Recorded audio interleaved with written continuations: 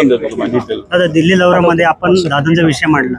दिल्ली दौऱ्यामध्ये नेमकं आपल्याला काय मिळालं तिथं त्यांच्या लोकांना भेटून बघा, शेवटी प्रयत्न तर करावे लागतात. राज्यात प्रयत्न केले, केंद्रात जाऊन आपल्याला प्रयत्न करावे लागतात. तिथं जे एव्हिएशन मंत्रालय ते केंद्राचं आहे, डीजीसीए केंद्राचं आहे, सीबीआय केंद्राचं आहे. मग तुम्ही तिथं जाऊन बोलल्याशिवाय कुठंच काय होणार नाही. मग तिथं जाऊन आम्ही बोललो, मग राहुल गांधीजींना भेटलो, त्यांनी हा विषय समजून घेतला.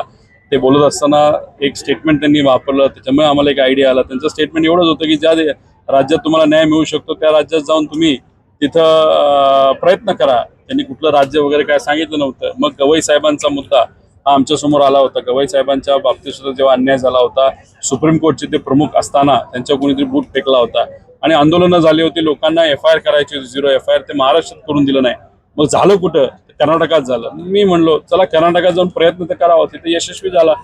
दादा गेले 40 वर्ष या राज्यात काम करत असताना या राज्यात FIR नाही झाला, जो कर्नाटकात FIR झालेला आपण सगळे बघू शकतो.